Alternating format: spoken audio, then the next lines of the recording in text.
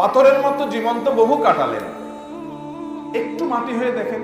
রাত 2টা-3টা পর্যন্ত পছন্দ দলের খেলা দেখে ফুর্তি করেছেন অনেকদিন, একটু কিছু কালের জন্য মাঝে মধ্যে একটু পরীক্ষা করে হলেও ভোর রাতে উঠে কনকনে শীত উপেক্ষা করে দাঁড়িয়ে লম্বা রুকু সেজদা দিয়ে তেলাওয়াত দিয়ে সালাত আদায় করে সেজদায় গিয়ে একটু চোখের পানি ফেলে আল্লাহর কাছে কেঁদে দেন।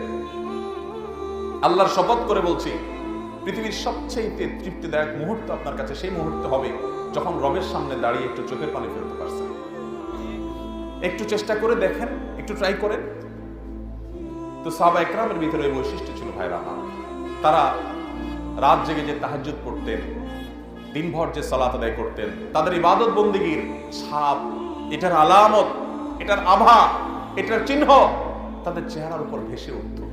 সীমাহুম ফি ওজুহিহিম মিন আতারিস সুজুদ।